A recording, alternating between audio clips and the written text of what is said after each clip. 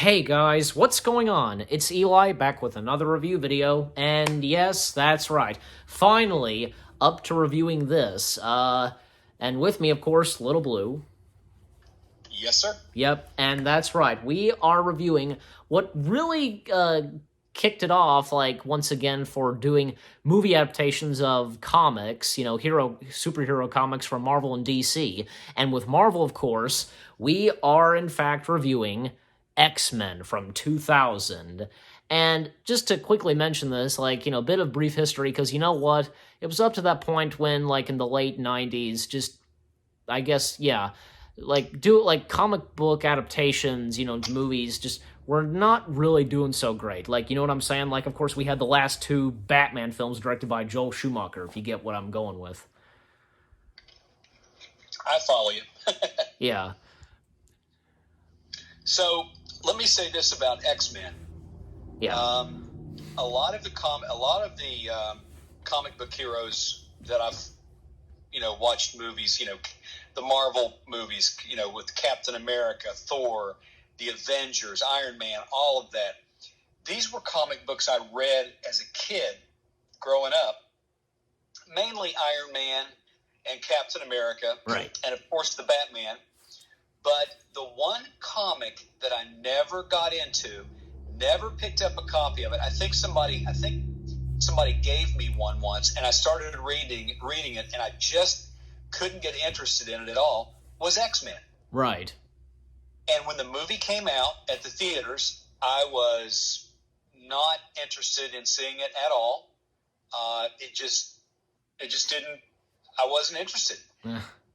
Then a few years later, just so happened, I rented a copy of it and watched it, and absolutely fell in love with it. I couldn't believe how good it was, and the character development, the storyline, it was fantastic. Yeah, and I'm sure, weren't you didn't you kind of say to yourself, why did what was I thinking, not seeing this? You know what I'm saying? Well, it was more like, how did I miss this? How did I miss not seeing? Yeah, exactly. The significance of these characters and the different powers they had, Right. And it was, they had a different name for them in the Marvel universe. In the DC universe, they're called metahumans. Yeah. And in the Marvel universe, they're called mutants. Yeah. So, or as they've also been known as enhanced. So it was a different take. And I think one big thing was the two of the main characters, Hugh Jackman and Patrick Stewart, their characters, Dr. Xavier, and of course Hugh Jackman as Wolverine. Mm-hmm. They were just really strong characters. Oh yeah. And the rest of the characters in those movies built around that, but they were the foundation. Hugh Jackman and Patrick Stewart, I think. Yes. And of course you have, and the cast of characters, because Hugh Jackman and Patrick Stewart, they totally fit the roles, as Wolverine and Charles Xavier like a glove. Exactly. And Ian McKellen as Magneto. Of course. Ian McKellen, who could forget him? Oh, yeah. Awesome as Magneto. And just Patrick Stewart as Xavier and Ian McKellen as Magneto when they share scenes together. And because, the thing is, Charles Xavier and Magneto, they're frenemies, best friends, but also enemies. Exactly. They have different points of view where mutants are concerned. Yeah.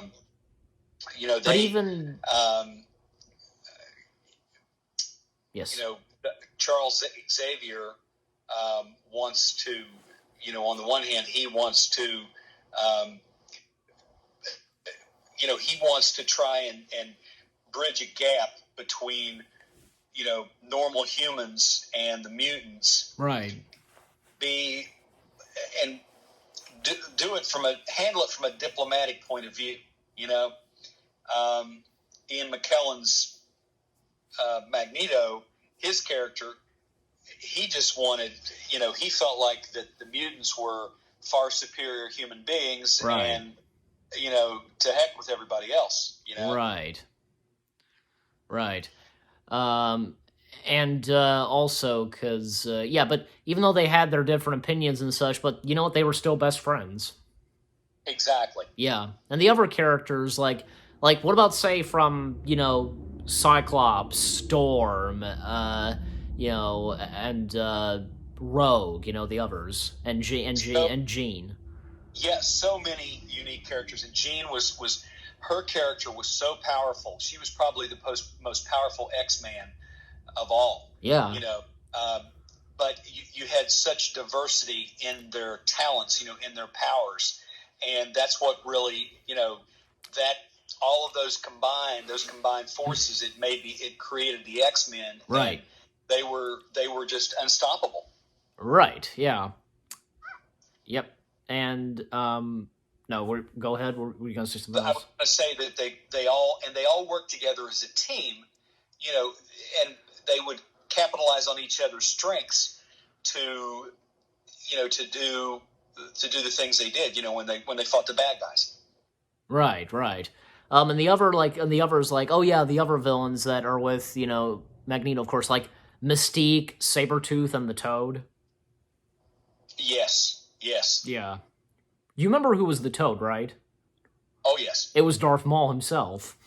exactly. Yeah, and this was a year after he was Darth Maul, and because here's the thing, because it's like when he was Darth Maul, like yeah, Ray Park, like he was, he had his voice dubbed, but he actually has his voice is, his voice is used for a Toad. Exactly. Yeah, and something else like oh boy, what else? Like looking at it as of now, like I don't know, because like the action sequences and like the visual effects, like what would you make of those as of now? The visual effects were comparable to the ones that are out now. I mean, you can see, experts, in the field could look at it and say, oh well, yeah, they could have done this better, or could have been, but overall, the special effects were amazing for the time. Right. And especially like some things like, when Sabretooth and Wolverine they're fighting on top of the Statue of Liberty. Like I remember that there's that one shot where Wolverine like uses his claws and like kind of holds on to like the Statue of Liberty's like crown. Yeah, I exactly. yeah, I remember that. There was a lot of neat scenes like that in the movie. Yeah. Especially that there's like cool stuff to it, like that one sequence where Magneto, like he like destroys like some of the cops' cars and he grabs their weapons and points at it at them. Yes. And Charles has mind controls Sabretooth and Toad. Yes. Yep. And another thing is, yeah, because Rogue even being captured and being used for one purpose by Magneto, and it has to do with the humans, but and actually, because remember in the comics, because Rogue, she has that infamous like one thing about her is like she has like one like stripe of white hair. Yes, and that was a very unique look, for her. Yeah. I was going to say something about Charles Xavier. Okay. His whole demeanor. He was just very. He was probably of any superhero that you could say he was the most gentle and Oh yeah. kind-hearted, and very philosophical. Yeah. Always loved his character. Especially since it's Patrick Stewart being Charles Xavier. Of course. Yeah. So, and yeah, as I was saying, like, we see how Rogue gets the white brand of hair, like the one stripe, brand of hair. Like we see how she gets that, and not to mention that X-Men to the X-Men film in 2000, it was the only, as I recall, it was the only X-Men film to have an original story and not be adapted from an X-Men comic strip. Yes, and Wolverine's character is just almost indestructible. I Of course. can't say enough about that. I mean, he just with his adamantium, Yeah. frame, his skeletal frame. It's just he's almost completely indestructible. Yeah, he is. Especially like other like there's that all the X-Men that are at the It's like the Statue of Liberty exhibit. Is that what it is? I think so. Because I think I was just gonna say I think there is one. There actually is one that you can go inside of, and like stuff like that. Yes, you can actually go inside the Statue of Liberty, and I don't know if they still have tours or not, but there one time you could go inside. Yeah, so they're in there, and like of course, cool things happening. Like, well, for one thing, Wolverine fighting off against Mystique, but Mystique is disguised as Wolverine. Right. Do you remember that one part where using his claws, Logan/Wolverine, he gives Scott/Cyclops, by using his claws, he gives him the finger. Yes, I remember that well. Yeah, so, and, yeah, so, I'll even, like, say, well, when, they take on, like, well, Cyclops gets knocked out, but, like, Jean and Storm, they take on Toad, and, it's, you know what, because, boy, like, the defeats of Toad and Sabretooth, just, that escalated quickly, like, well, Toad was holding onto a pole, and, Storm uses electric to, like, shock him, and he goes falling down into the ocean, the water. Yes. I'm sure that must have killed him instantly. Yeah, I would say so. But you see how that some of these characters, they're not so indestructible as they appear to be, Yeah. Sabretooth's defeat, like, well, like it's done with, with the help with Cyclops, firing at Sabretooth, and he falls down into a boat, and well, that's how Sabretooth's defeated, so. Yes. Especially for Mystique, like, well, Mystique is disguised as Storm, and even Logan figures it out, and kind of doesn't really kill her, actually, just wounds her, and we kind of see that she would get 3 scars from his claws. Yes. Yeah. And I like how, at one point, like, Cyclops wants to make sure if it is Logan, and, to make sure, like, even, like, Logan says to him, you're a dickhead, and, like, okay, it's you, so. Yeah, Logan was always good at turning a phrase in the movies. He was kind of had kind of a smart mouth, which I liked, because he could back it up, with his prowess and his strength, And do you realize? And remember this, that one thing that was like this movie had its funny moments, of course. Remember when Logan, he stole Scott's super fast motorcycle? Oh yes, I remember that very well. When he cranked it up and it was going so fast, you see the look on Logan's face. He's enjoying it, Oh yeah, it was that. I remember that scene very well. He takes off on it. And you see his facial expression. It was pretty unforgettable. Yeah, because he's just loving it. He's just having a fun time.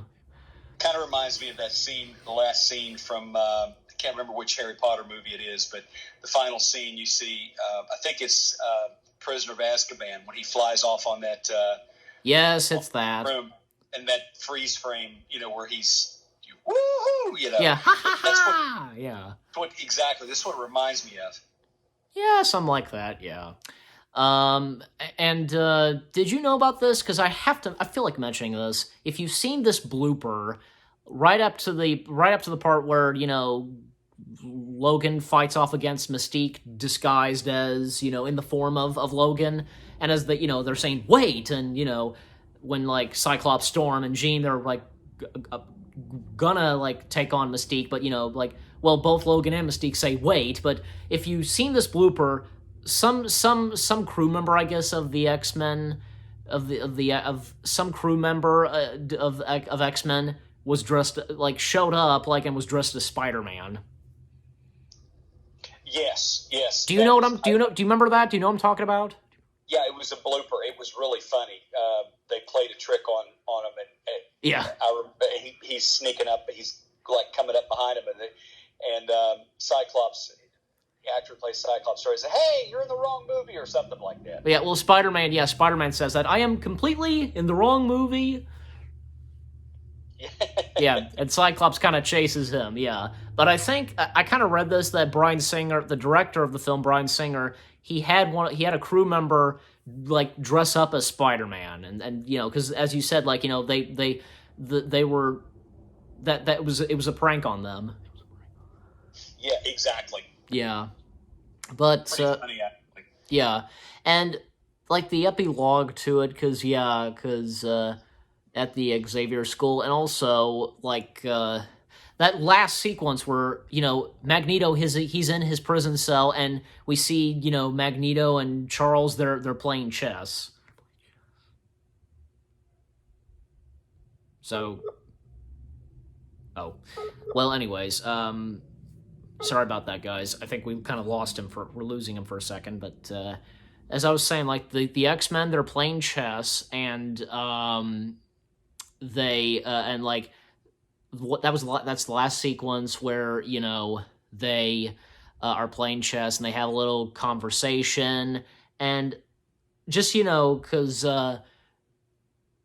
it's really cool, and the kind of prison cell that they have for Magneto, because it come in handy, like you just got to make a cell like that to hold him, so and did I forget to mention the Senator Keeley? Senator Keeley? Yeah, I think so. He gets captured by Magneto and Mystique and so on, and they turn him into a mutant. And it kind of sadly doesn't last long for him becoming a mutant, because at one point he does die. And even at the end of the film, Mystique takes the form of Senator Keeley. Yeah, so so almost forgot. I didn't want to leave like Senator Keeley out, so yeah. Okay, jump cut, guys. Yeah, unfortunately, because for some reason, I lost Little Blue's signal, so I'm just gonna, finish this up, and on his behalf, and just, but anyways, so with all that being said, X-Men, you know what? I love X-Men, and yeah, even like you've heard what Little Blue said on X-Men, because, and as I said, like, what? I feel as though that X-Men was the like official comeback for when with comic book movies being really good, and with X-Men and other what we would get years to come with more comic book adaptations from Marvel, and more comic book adaptations of DC comics, you name it. And how do I rate X-Men? And well, with Little Blue, obviously I'm sure he would probably give it a 5 out of 10, I would assume. Yeah. But as for me, I'm giving this a 10 out of 10. I love the first X-Men film. It's probably my number 2 favorite X-Men film, I want to say. My number 1 favorite, I'll go ahead and say it. My number 1 favorite is Last Stand. So the first X-Men film in 2000 probably be my number 2 favorite. So yeah. And you guys let us You guys let us know what you think of the first X-Men film, what you thought of me and Little Blue's review of the first X-Men film. And did I forget to mention that Doug Lennox made a cameo in this, aka P.T. Boomer and Thomas the Magic Railroad? Yeah, I kind of didn't realize that until later on, but I just thought I'd mention the late, great Doug Lennox, and for you Thomas fans. But anyways, so again, 10 out of 10, and I'm sure for Little Blue, 5 out of 5 stars. 5 stars for X-Men. I hope you guys enjoyed our review of X-Men. More reviews coming your way. They're gonna be awesome. Keep looking forward, and we'll see you guys, me and Little Blue, we'll see you guys in the next video / review. And tune in next time, later this week, where hopefully, if it's going to be both me and Little Blue, probably so, yeah. Both me and Little Blue will be reviewing the next MCU film, because, well, as you remember, the last one we reviewed was, of course, Captain America: The First Avenger, and we all know what was to come after that. Assemble. Stay tuned for that. Take care, and peace out.